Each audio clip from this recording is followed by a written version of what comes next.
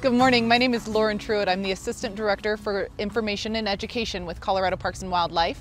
Joining me today are three distinguished gentlemen in Colorado's leadership roles. We've got Governor Jared Polis, Executive Director Dan Gibbs with the Department of Natural Resources, and Director Prenzlow with Colorado Parks and Wildlife. Today's event is part of the annual Colorado Parks and Wildlife Partners in the Outdoors Conference. This conference brings together a spectrum of Colorado's outdoor leaders and representatives to really provide a platform for the culmination of collaborative work for our natural resources, not only to protect our outdoor heritage, but to set the course for the future. Our goal today is to talk about some of the challenges our state is facing, as well as the opportunities that we as a state are taking to get ahead of these challenges. Gentlemen, today's conversation is really just a state of the state, what's currently happening, what we've seen over the last year, as well as where the state's going. One of the things that we were really proud about this last year is keeping our state parks open for the entire year, allowing people to get out for their mental well-being, physical well-being, and their emotional health. But we also saw phenomenal visitation, which presented a unique challenge of its own. Governor, I'd like to just learn a little bit about your perspective over the last year, how the outdoors showed up for people, and what does the next 10 to 15 years look like in your vision? You know, well, we knew from the early days of the pandemic, the data showed that higher risk environments were indoors in close proximity to others, and outdoor environments were low risk. That's why Colorado never had an outdoor mask order. But it's also why we really emphasized that we are safer in the great vast outdoors. And that, of course, included, you know, county open space, it included people's backyards, but it also included our state parks. And they were open throughout the entire pandemic. And many of them had record visitation numbers. I also think that as people discovered how wonderful our state park system is, there's going to be a lot of increased visitation going forward. And that's one of the reasons that our administration has really put our state stewardship front and center in terms of expanding capacity, number of state parks, access, but really also working with many local governments and many others that also administer public lands for benefit, and of course with our partners in the federal government, which have the biggest footprint in our state. Absolutely. And Director Prenzlow, I know you had many meetings with both our local counterparts as well as our federal counterparts. How did that joint collaboration get Colorado through the last year? There were lots of phone calls, as you can imagine, Lauren, and coordination with my boss, Dan, and the governor. And like I said, that was a really big footprint to stay open. Other states, we won't mention other states that didn't, and they saw furloughs and layoffs, and people couldn't get outside. And so it was real important. We worked with county commissioners, we worked with legislatures, we worked with Chamber of Commerce's a lot. And then our staff, I just have to put out a shout to our staff. I mean, we opened up our front desk as soon as we could. Our business was open. We needed people to come out, and they had to have an outlet. And so our biologists were out, our park rangers were out, our front desk people were out, and so nobody stayed at home to make sure people could get outside. So we're real proud of that fact. It was a very important factor. I know Director Gibbs, you see a lot bigger aspect of the conservation of resources throughout the state. Can you give us a little perspective from the department's side of the last year? Yeah, it was absolutely incredible, and thank you so much for the leadership of the governor, and Dan, you've been amazing too, and your team. Really, when surrounding states were all shutting down their state parks, and we were one of the few states, especially in the West, that were able to keep our parks open, provided such a wonderful opportunity for people to get outdoors when everyone's already strained with mental health, and just the whole COVID challenge was real, to say the least. And we're still getting out of it now, of course. But I would say, like, working with our federal partners too, we've really, I don't think, ever had such a close communication and alignment with some of our federal partners as what we have right now. We learned early on, for example, when Rocky Mountain National Park shut down, what impacts that led to Boulder County Open Space, for example, what impacts that had to El Dorado Canyon State Park. And so we, moving forward, we made sure that there were no surprises along the way, and that we would work really hard to just be on the same page and know on the front end what decisions were going to be, made. I think that's maybe one of the silver linings of this last year is the close coordination and communication that came about between all forms of governments, all jurisdictions. We saw it in the communication realm, where across the government, with Governor Polis's leadership, that we were working with the Department of Homeland Security, we were working with Colorado Health Department in really trying to educate and inform, reach all Coloradans. And I think that's a really key component of the leadership that all three of you have shown through the last year. And as we pave our future path, we're looking at our comprehensive outdoor recreation plan, we're looking at legislation, we're looking at how we rebound as a state holistically, and through that symbiotic relationship between governments, between jurisdictions, and between people. And I was really encouraged to see that really shape out of 2020. Director Gibbs, with the Colorado State Comprehensive Plan, one of our key priority areas is to ensure access to all Coloradans and visitors. Can you talk a little bit about a current piece of legislation that's under consideration, the Outdoor Equity Fund, that is, I believe, in committee today to create this fund for broadening access? Yeah, thanks, Lauren. That's a very exciting bill that we've worked with a lot of different partners, including the Next 100 Coalition, Conservation Colorado, Black Packers, Latino Outdoors, to really look at how we can tip the needle to really make sure that everyone has access to the outdoors. It doesn't matter where you live in the state of Colorado, there should be no barriers, frankly. And in this particular bill, there's more or less a carve out of lottery proceeds that will go directly to benefit a grant program that could be utilized. Local governments could apply, nonprofits could apply, and to really encourage folks to get outdoors. And so we're expecting about $750,000 right off the bat of funding, which is tremendous. But then moving forward, make sure everyone gambles and uses the lottery system. But we could see just in a couple of years about $3 million, and that could expand after that.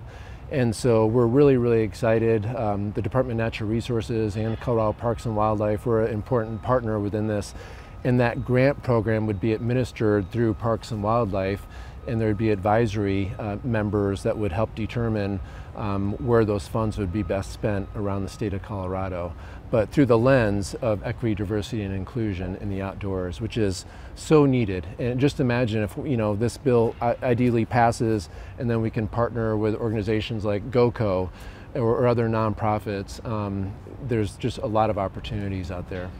I think it's a really neat charter of that future of equity, diversity, inclusivity is a key platform in the state. We're putting a lot of focus not only in our workforce development, but throughout the state. And so Governor Polis, part of the state's work is bringing inclusivity into these spaces, making sure everybody has access and feels safe and welcome.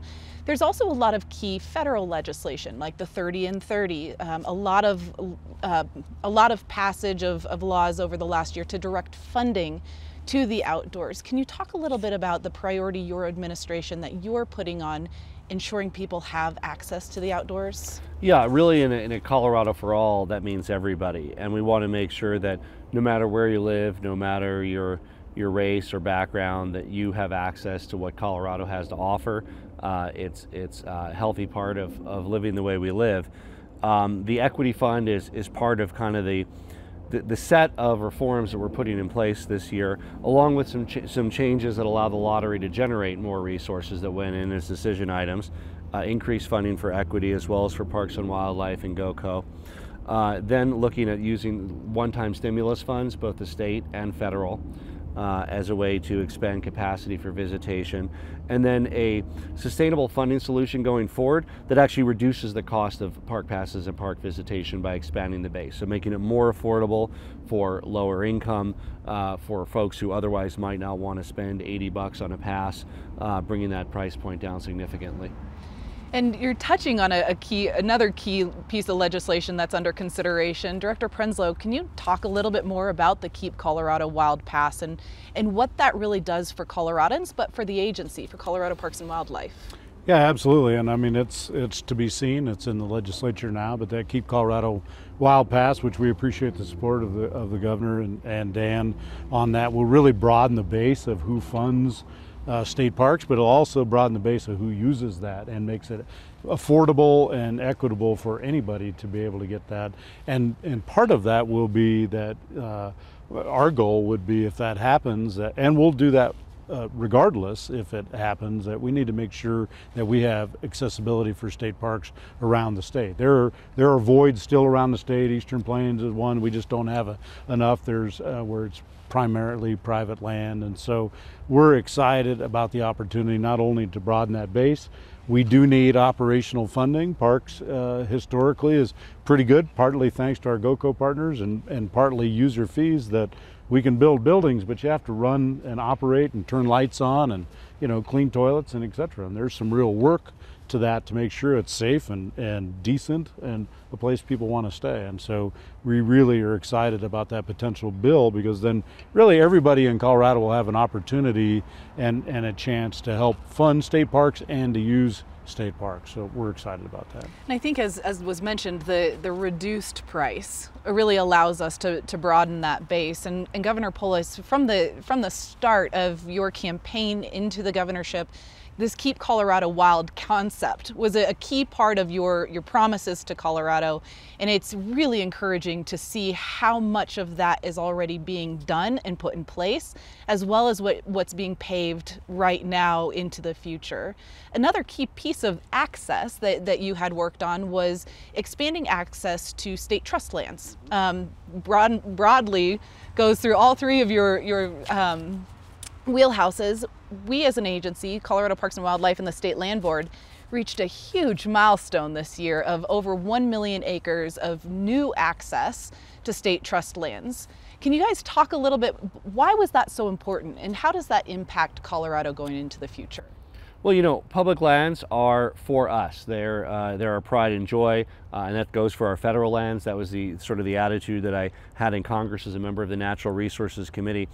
And at the state level, it was how do we make sure that we could have visitation on 1 million acres that had previously been closed to visitation. So, you know, of course, reducing cost of access and on the park side, which is what most people want. But remember, these other areas, 1 million acres, these are not developed parks. This is where you might go bird watching or hunting or something like that. You're not going to go, you know, recreate there with your family unless you're a particularly adventuresome family. But being able to make sure that these weren't just public lands that we own that you look at, but that we can participate in and be part of, was really a key goal that we had, that thanks to the work of the State Land Board and Parks and Wildlife, we've opened up 1 million acres to visitation. That's a pretty incredible I would also number. add just the environmental benefits of expanding where people recreate. When you recreate too heavily in a dwindling number of areas, it concentrates the visitation and all that entails and the impact on the ecosystem, and you in many ways love the land to death, and it loses some of its value ecologically as well as from a visitation perspective. We can have sustainable levels of visitation across a greater number of acreage in a way that's more consistent and sustainable. Absolutely, dispersing the use across a much broader perspective and landscape. Director Gibbs. Yeah, and I would just add, there's nothing like having a goal or a performance metric from my boss, the governor, to say, you know, Dan, get working on really expanding access of some of these lands that frankly have not been open before. And so it was just an amazing partnership with Dan Prenzlow's leadership, with CPW, as well as Bill Ryan with State Land Board, really looking at the right properties around the state, because not every State Land Board land is really suitable for these areas where people would be showing up on. So it's not every State Land Board, of course, property.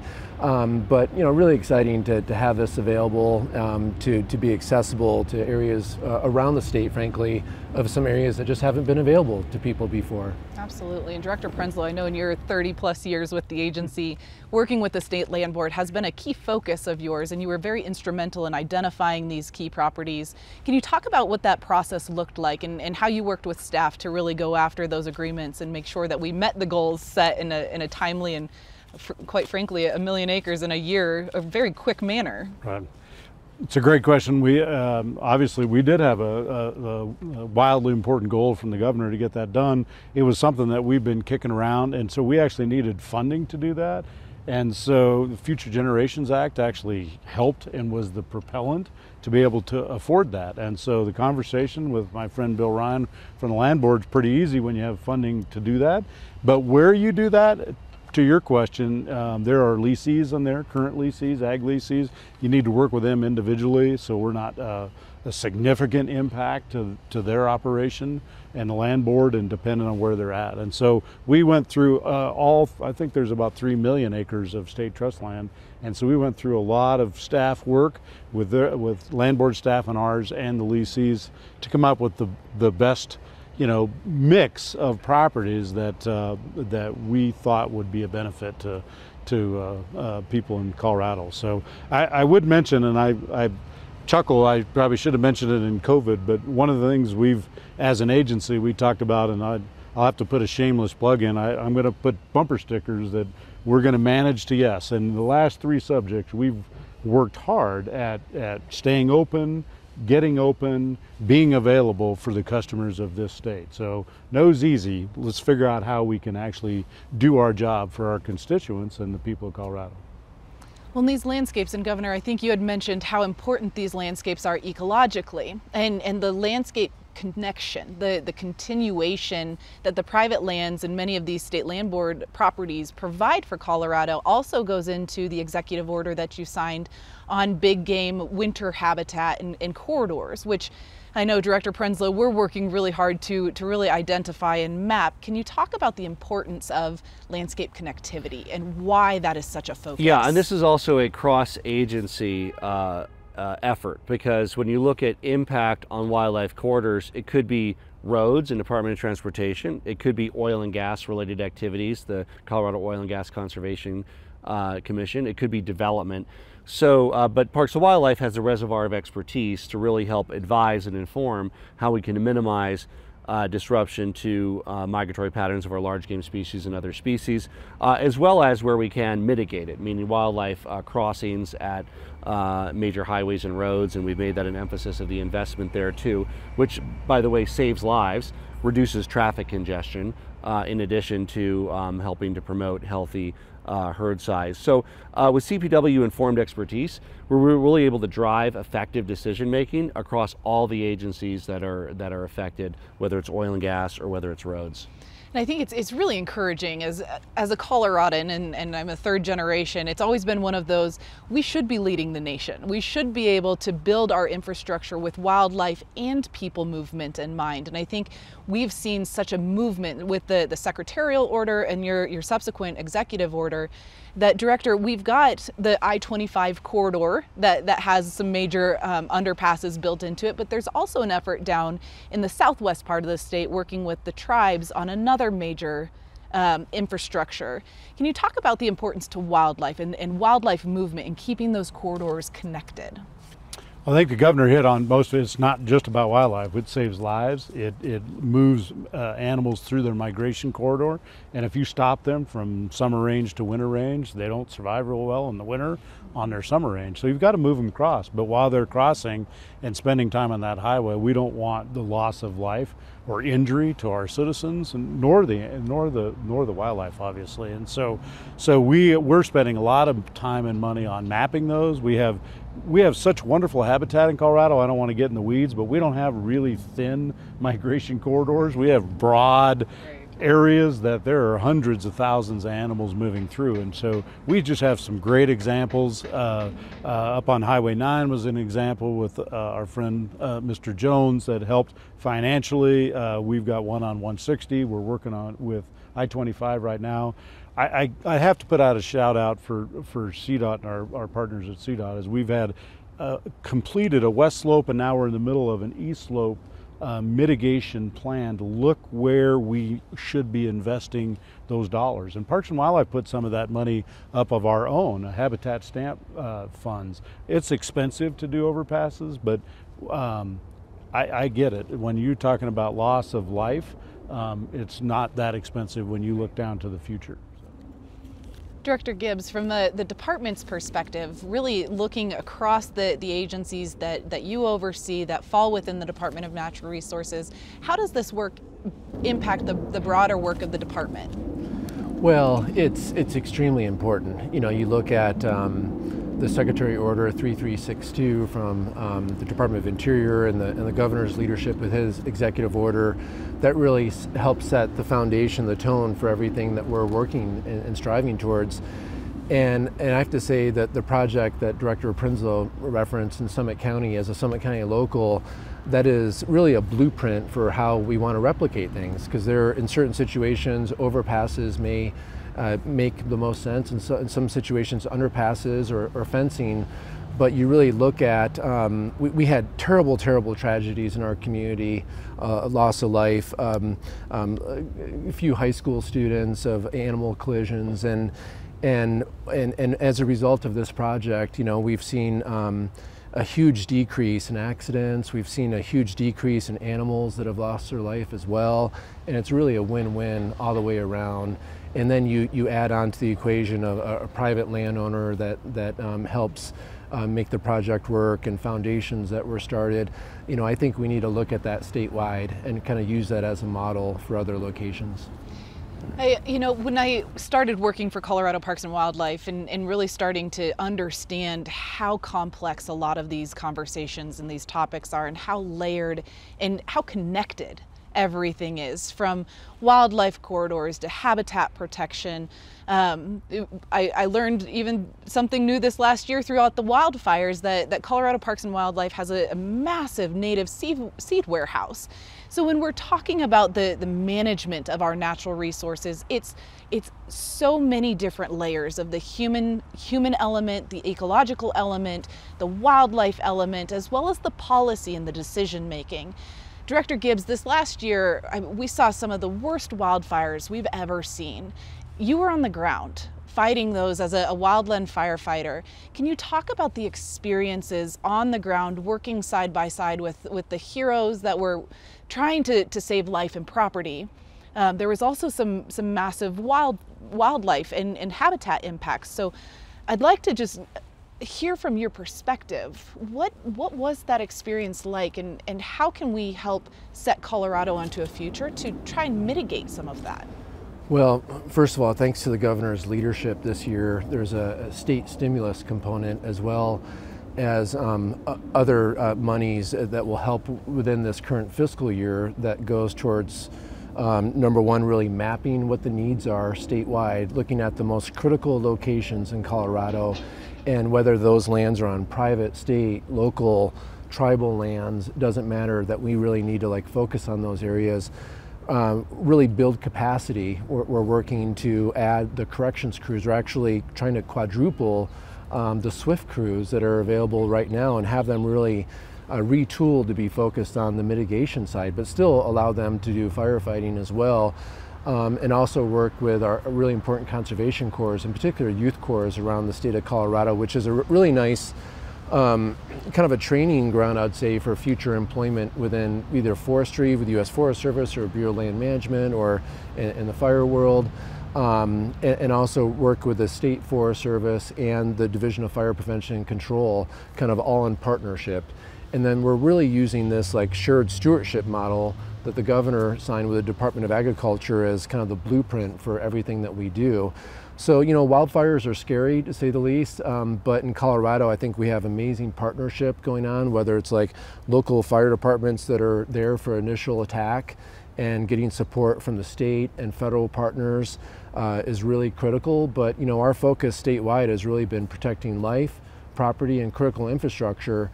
And we've seen with the fire season last year that, you know, we're one lightning strike away, one unattended campfire, or frankly another drought season away from another mega fire. And really applaud my boss, the governor, for working so hard to really empower me and the other agencies to really work together to really recognize that the status quo is frankly not working right now, that we have to do things in a better way. And Governor, Director Gibbs had touched on the thought of shared stewardship.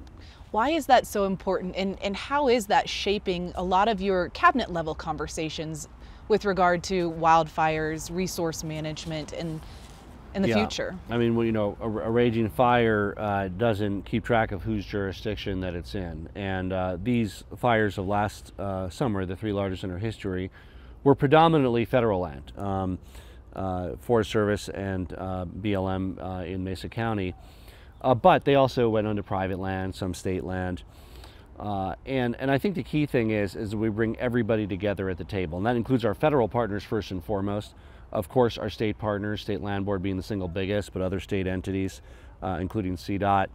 And of course, private landowners too, in terms of how can we encourage them to do the kind of mitigation that they need to, that when a wildfire sweeps through their area, that their house is saved. And it just makes such a dramatic difference when you see people that have done that work and taken down fuel near their house and trees, and their homes are largely unscathed, and then right next door completely destroyed because they simply didn't do that work. So how can we make sure that that work is done, and then we manage on a larger scale to create ways that we can effectively block and stop fires from spreading into populated areas? Which is a key component of how we were able to save so much infrastructure in Grand County. I remember watching the fire maps and the work being done, and just the incredible heroism that happened on the ground to save Grand County from what could have been total destruction. And now we're at the mitigation phase, Director Prenzlow, and again, I learned something new about this agency every day, and the seed warehouse plays a critical role in helping Colorado rebound from these massive fires. Why is that something that the agency oversees, and how do people place the orders to get the seeds on the ground? So again, good question. We invested years ago, Parks and Wildlife, in a native seed warehouse in southwest Colorado, because you can't get seed that you need, native seed, to replant after a forest fire or even prescribed fire or rotor chopping, however wildlife management and land restoration you do, when you need that kind of bulk. So we can keep it viable, the seed viable, and so we work with our partners, federal and state and local, on that, so they can contact us at all times to do that. So we're either donating seed or just trying to be a repository for seed. And it's much broader than that. I mean, we're worried about, water. Anytime you have soils after a fire, hydrophobic soils, so you're worried about the watersheds, or our fisheries people are out there, our wildlife people are out there, our field restoration people are out there, along with our partners. And it's a heavy lift. Wildlife, quite frankly, enjoy a burn right after a burn, and it resets that habitat for them. But you don't need weed infestation, and you obviously, with the watersheds, you have to be real worried about that. So we want to get that soil stabilized pretty quickly, and you can't and should not use some seed that's cheap from somewhere else and create another problem for some other manager down the road. Absolutely. And I think a big part of that is the partnership component, is the communication, the cross collaboration, the shared stewardship of our resources that sets Colorado, and especially in a very traumatic year in so many different ways, sets us apart from many others, is that we came together under hardship and we worked together to try and help Colorado get through this. Another executive order, Governor Polis, that you signed was to create the regional partnership effort. We're talking about water basins, and the Colorado Water Plan was created through the roundtables, and we're mirroring something with recreation to also try and balance the conservation, the impact, and the health of our recreation economy. Can you talk about why it's important for those roundtables, those regional efforts, to get up and running, to help us kind of set the course of conservation, recreation balance in the future? Well, it's really a matter of getting recreation and conservation on the same page in each area, because there's a lot of values in common. I mean, recreation not done in a sustainable way over time won't benefit the economy over time. You might benefit from a few years, but if you don't preserve and protect what makes your outdoor area special, you don't have much of a long-term value proposition. So this goal is around regionally, how do we bring local government, business, conservation, recreation together to really figure out the best stewardship for our public lands for the long term. And Director Prenzlow, I know we're working on, we've set out the first grant cycle for the effort. What is your vision of these coalitions in action, similar to what the governor had mentioned, of really being able to plan for recreation?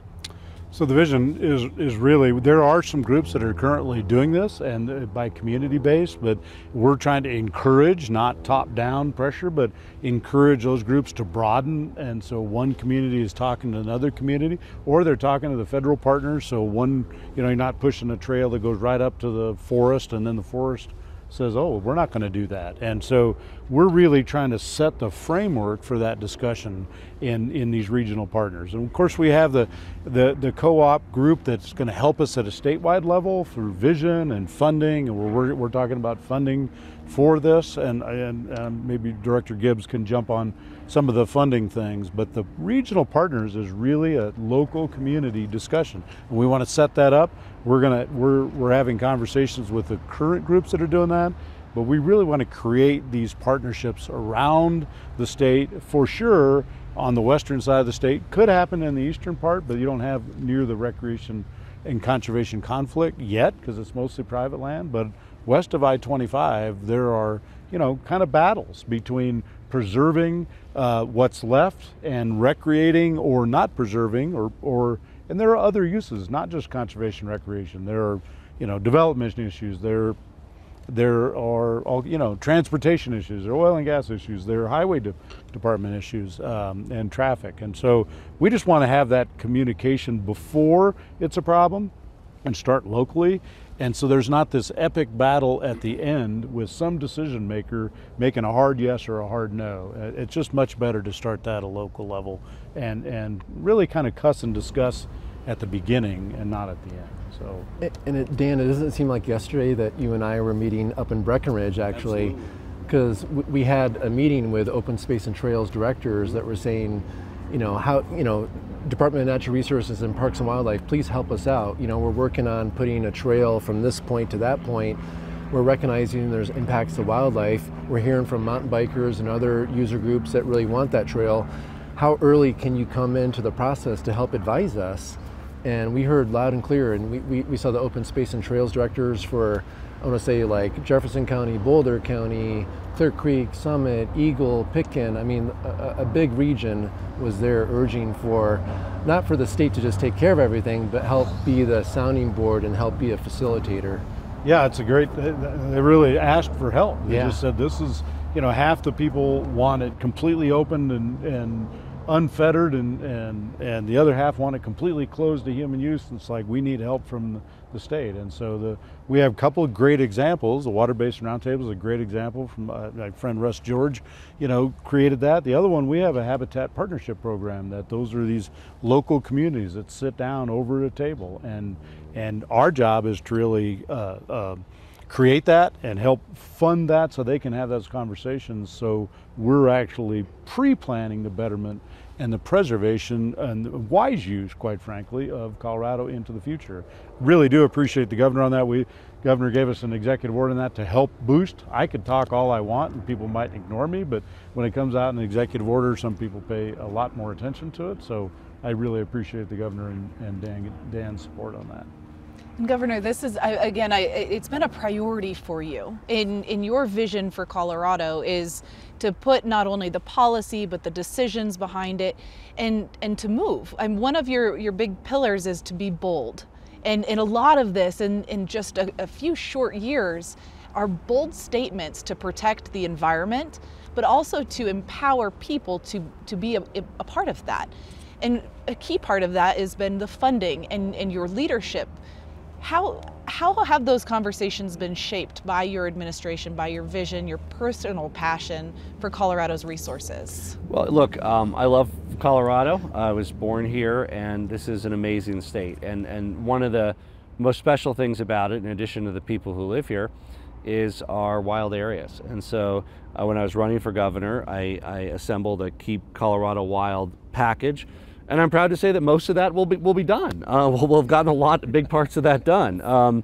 And that includes, reducing the price for access, expanding capacity in the number of state parks, making long needed upgrades, wildlife corridors and crossings, kind of all these things that need to be done, and kind of a wilderness, wilderness 2.0 approach with all the different pieces that go into that. So it took a lot of work. I want to thank, both Dan's and many other thought partners who, legislators, commissioners, and others who got us here.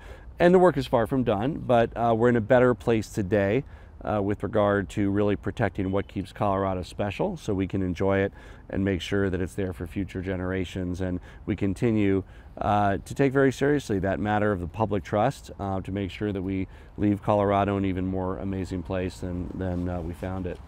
And it's really encouraging as we're wrapping up the Partners in the Outdoors Conference with this conversation. The three men that are leading this effort through many different facets and channels. And Governor, I want to be respectful of your time in the afternoon, but really would like to thank you for your leadership in this space, working with the agencies, allowing us to go and do the good work, but also challenging all of us. And I think that's the neat thing about this conference is how broad the people are that are coming around this table, people who have a buy-in and a love for the outdoor resources.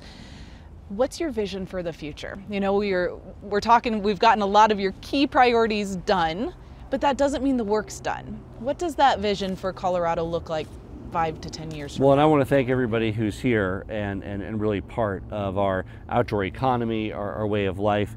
And in Colorado, our outdoor areas aren't just fun and a big part of why we live here. They also what puts food on the table for many Colorado families. We have hundreds of thousands of jobs in the outdoor recreation industry, from our legendary ski industry and summer recreation to camping, hiking, outdoor recreation. People from across the country and across the world come here, and when they come here, they're also spending money in local restaurants and stores and hotels, and that's an important part of supporting Colorado families. And so how do we do that in a way where, of course, we are able to ourselves continue to enjoy what Colorado loves and be able to have this great, vibrant outdoor recreation economy in a sustainable way, one that doesn't detract from it over time, but in fact enhances for it over time, that it really pays for itself in terms of being able to create a virtuous cycle of growth that allow for even more amazing and sustainable visitation of our amazing wild areas. Absolutely, and that economic component is not only on the recreation, the business side, but on the conservation side. As you mentioned earlier, if we don't have the spaces to play, we no longer can get out and enjoy. And Director, that's been a key tenet of your leadership within the agency, is ensuring that as we look at these two high-speed trains called recreation and conservation, that we're paralleling those paths. What does that vision look like for you and for the agency going in the next 5 years? Well, you hate to say it, but it starts with funding too. And so we're really primarily a fee-based organization. We do get GOCO from our GOCO partners, and we get some federal aid on some hunting and fishing gear, but those are really the primary, it's really user fees. And so it used to get significant general fund. Thanks to the governor, we're actually getting some general fund in that. But I think my job, and I know Dan and the governor hired me to do that job, so it's a sustainable decision. Broadening the base of that funding, reducing where we can, so everybody can participate. But there's a high expectation of what people want from my agency and our staff to keep Colorado, right? And so we had a bill a couple years ago, Future Generations Act. Now we're talking about keep Colorado wild. And so those start with funding, but it's really about providing and keeping opportunities for Coloradoans. And you really can't do that. You can't do that without funding. You can't do it without staff. Quite frankly, that's, it's maybe a shameless pitch, but we've got 6 million people and 2 million visitors, and my agency is realistically about the same size as it was 20 years ago. And so ultimately we're going to have to invest in certain spots in Colorado. T&E species, species of concern, obviously our state parks. People want to be out there, but we really need to be mindful about the footprint. Everybody affects wildlife. negative or positive. If you think just because you don't hunt or fish, you're not affecting wildlife, you're wrong. You're out there, you're affecting their habitat. And so that's okay. We want that to happen. That is our job, and we want to do a good job at that. So we're I'm pretty linear that way. We're going to get it done. We're going to manage to yes, but we're going to have that funding and continue on so we can make this better for all Coloradoans. That's my goal. And Director Gibbs, from a department level, as you oversee Colorado Parks and Wildlife, you have the Division of Mining and Reclamation and many other key areas of resource management. What is the vision for your department, for your agencies look like in the next 5 years? I would say, sustainability, probably number one, recognizing the fact we're seeing about 70,000 new people move to Colorado a year. And many of those folks are coming for, the over 300 days of sunshine, the world-class skiing opportunities, world-class fishing opportunities, really being outdoors. And so how do we balance those needs of folks, getting outdoors with, protecting the environment, protecting wildlife, and really look at those areas around the state. I know the governor also has goals to really look at expanding our state parks, not only the capacity that we have now. I spent last weekend out at Rifle Falls State Park, and it's challenging to get camping permits and stuff. So we really want to expand on the capacity of our parks, but also add new state parks into the equation. And Fisher's Peak is a great example of how you can bring in like awesome partners, on the front end, especially, with Trust for Public Land and the Nature Conservancy, along with GOCO, City of Trinidad, Los Animas County, Parks and Wildlife, obviously. But really, I would love to see that replicated around the state, and look for those opportunities too, like Trinidad and Los Animas County, that really want to see more visitation. And there are some folks, some areas around the state that you just can't handle any more people right now. But where you can add, add more economic diversity to those communities that want to see more outdoor recreation, I think that'd be exciting to work on. Absolutely. Well, as we get ready to wrap up, I want to at least offer an open floor. Any final thoughts from the three of you on how our partners, how we come together around the same table to really build Colorado, to be bold, but to ensure its beauty, that wild integrity remains? Well, first of all, I look forward to seeing you all in person next year. I guess we'll be in Eagle County, is that right? Yes. So I'll look forward to seeing you all in person in Eagle County. Thank you for joining us virtually. I think the opportunities are boundless in our great state, and we're blessed with some of the most amazing outdoor areas, and we're also challenged by increased population and growth and utilization. And together we can figure out how we can benefit from our great wild areas and make sure that we can do it in a sustainable way, where they're there for ourselves and for future generations, and that we can keep Colorado the amazing place that it is. Well, thank you for taking the time to join us. This is the future of Colorado's outdoors, how we balance recreation and conservation, and how we work together to build a more beautiful and sustainable future for all of us and all future generations. Thank you for joining us. We look forward to seeing you in person next April. For more information, visit